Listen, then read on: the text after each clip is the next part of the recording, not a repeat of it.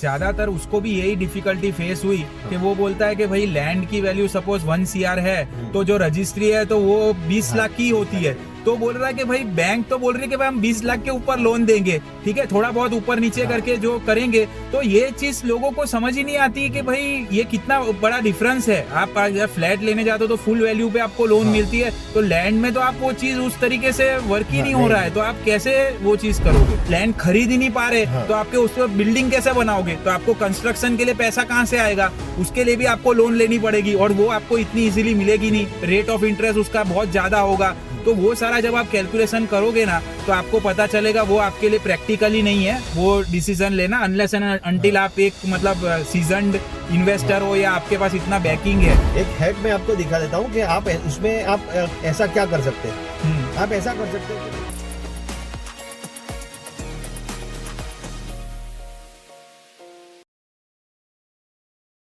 विशाल भाई, मेरे एक फ्रेंड का मैं आपको एक किस्सा बताता हूँ। उसको काफी टाइम से प्रॉपर्टी लेना है, तो वो अपने बजट के हिसाब से फ्लैट्स ये सब देख रहा था। अभी उसमें प्रॉब्लम ये आ रही है कि उसके पास जो डाउन पेमेंट का पैसा है वो है नहीं, और वो चाहता है कि उसके पेरेंट्स उसको सपोर्ट करे। अच्छा। अब उसके पेरेंट्स काफी सपोर्टिव तो है, लेकिन उसके पापा ऐसा बोलते हैं कि अगर तू जमीन लेगा तो मैं तुझे 30-40 लाख रुपए देने के लिए रेडी हूँ डाउन पेमेंट का, बाकी का तू कर ले, बट फ्लैट में मैं तुझे पैसा नहीं दूंगा। अच्छा। तो अब वो इस चीज से परेशान है कि उसको वो जब लैंड के लिए लोन लेने के लिए गया और हर जगह पे उसने जब कोशिश की तो उसके लिए वो बैठ नहीं रहा है सिस्टम। तो काफी सारे लोगों को ये चीज के बारे में पता नहीं है कि भाई लैंड लेना क्यों मुश्किल है और लैंड वाली स्कीम क्यों डिफिकल्ट है और फ्लैट क्यों उस रिलेटेड में आसान हो जाता है। तो आप क्लैरिटी दीजिए। देखो, सबसे पहले तो ये चीज है कि जो पेरेंट्स रहते हैं वो पुराने ख्यालात उनके रहते हैं। पुराने जमाने में ऐसा लोग सोचते हैं कि फ्लैट की वैल्यू नहीं रहती। जैसे हम लोगों ने आगे के वीडियो में भी ये बात की है कि अगर लोकेशन आपका सही हो तो दोनों की वैल्यू आराम से बढ़ सकती है, ठीक है। और सवाल ये है कि लैंड होगी तो ही आपका फ्लैट भी बनेगा, ठीक है। मगर वो वैल्यू चीज अलग है। मैं आपके एकदम सिंपल एग्जांपल के तौर पे आपको बताता हूँ चीज कि जो पुराने जमाने में ऐसा वो लोग सोचते थे कि जमीन वाला मकान ही कंसीडर करो। वैसे उन लोग की मेंटालिटी रहती है, माइंड वो सही भी है, गलत नहीं है, ठीक है, क्योंकि वो लॉन्ग टर्म अपने उसमें अपने पास रह सकता है चीज, ठीक है। तो ये सारी चीज उसमें रहती है। दूसरी चीज ये है कि अगर लैंड आप लेने जाते हो तो बहुत सारी चीजें अंदर आपको कंसीडर करनी है। बहुत सारे उसमें रूल्स होते हैं पासिंग करने के। जैसे जो एग्रीकल्चर लैंड रहती है तो वो एग्रीकल्चर लैंड आप ले नहीं सकते, पहली बात तो, बराबर, ठीक है। और लोगे तो आप खेडूट होने चाहिए, ठीक है। दूसरी कि फिर अगर उसको एग्रीकल्चर लैंड आपने ले भी ली तो उसको नॉन एग्रीकल्चर करवाना पड़ेगी, वो भी बहुत सारी लंबी प्रोसेस है, एनए करवाना पड़ेगा। तो वो लैंड के चक्कर में तो आप डिले हो जाओगे, समझ लो।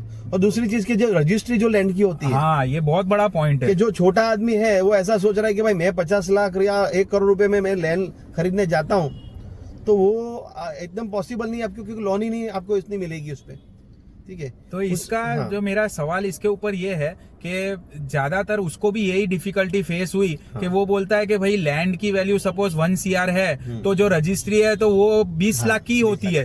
तो बोल रहा है कि भाई बैंक तो बोल रही है कि भाई हम 20 लाख के ऊपर लोन देंगे, ठीक है, थोड़ा बहुत ऊपर नीचे करके जो करेंगे। तो ये चीज लोगों को समझ ही नहीं आती कि भाई ये कितना बड़ा डिफरेंस है। आप जब फ्लैट लेने जाते हो तो फुल वैल्यू पे आपको लोन मिलती है, तो लैंड में तो आप वो चीज उस तरीके से वर्क ही नहीं हो रहा है, तो आप कैसे वो चीज करोगे? देखो, लैंड आप एक बार ले लो, तो सारे पेपर क्लियर हो जाते, बराबर है। उसके बाद आप उस पे फ्लैट बनाओ, तो आपको आराम से लोन मिल जाएगी, क्योंकि आपका प्रोजेक्ट डेवलप हुआ है, अच्छा। ये सारी चीज डेवलपमेंट की है, ओके, ठीक है। जो चीज डेवलप होगी उसी पे बैंक लोन देगी, बराबर। जो एरिया डेवलप है ना, जैसे अपने हम लोगों ने आगे के वीडियो में बात की है, फ्लैट और आपको लैंड के या फिर मकान के कंपैरिजन में हम लोगों ने जो बात की है वो एक बार वीडियो देख लेना, तो आपको आसानी रहेगी समझने में। तो सब एरिया काम करता है, ठीक है, उसमें, और लोकेशन और लोकेलिटी और बहुत सारी चीजें उसमें कंसीडर करती है लैंड डेवलप होने में, ठीक है। और समझ लो कि आपका मूड है कि भाई मेरे को लैंड ही लेना है, ठीक है, तो आप ऐसे एरिया में लैंड लेने जाओगे कि जहाँ की प्राइस बहुत हाई होगी, वहां पे आपको एनए लैंड मिल जाएगी, मगर फिर आपको 50 लाख में या 1 करोड़ में उसके उस पे लोन भी उतनी नहीं मिलती।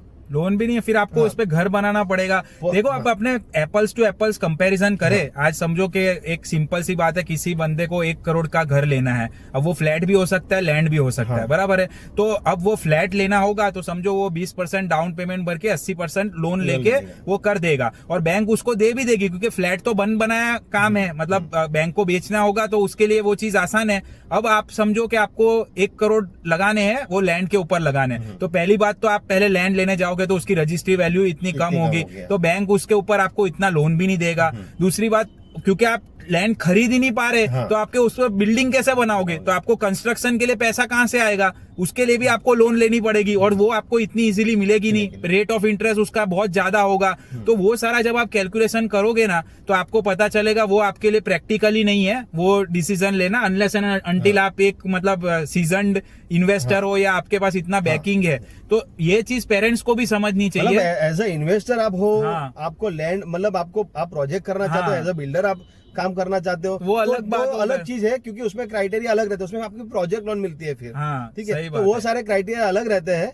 मगर आप हम समझ लो एक इंडिविजुअल हो, आपको लैंड चाहिए तो आप क्या करोगे, आपको वो पॉसिबल ही नहीं है। ठीक है, सही बात है। या तो फिर आपके पास हार्ड मतलब कैश होना चाहिए, बराबर है। तो वो देखो ये चीजें जो है वो आपको पेरेंट्स को भी बतानी पड़ेगी, और उनको वो नो डाउट वो भी समझेंगे, क्योंकि उन लोगों को वो जमाने में ऐसा सब नहीं होता था, तो उनके लिए ये चीज थोड़ी डिफिकल्ट होती है हजम करना। तो आई थिंक आप उनसे बात कर सकते हो। एक हैक मैं आपको दिखा देता हूँ कि आप उसमें आप ऐसा क्या कर सकते हैं। आप ऐसा कर सकते हैं कि भाई कोई भी सिटी में पुराना मकान हो, उसको ले सकते हैं आप। ठीक है, और उसको ग्राउंड जीरो कर देना, तो आपकी लैंड ही हो गई, समझ लो। ओके। तो ये डिसीजन आप ले सकते हैं, उसमें आपको लोन मिल सकती है, और उसमें कंस्ट्रक्शन लोन भी मिल सकती है आपको, क्योंकि वो ऑलरेडी उसपे ऑलरेडी बिल्ड कर चुका था एक बार। ठीक है, ओके। तो ये सारी चीज हो सकती है। तो ये चीज कर सकते हैं। ये तो बहुत बड़ा है कि हाँ, मतलब फिर भी आप जो लैंड समझ लो, लैंड मतलब क्या कि आपको विंगा में जाता है, कितना विंगा होता है, या फिर कितने एकर्स आपको लैंड लेनी है। तो ये सारी चीजें उसमें ऊपर नीचे होती है।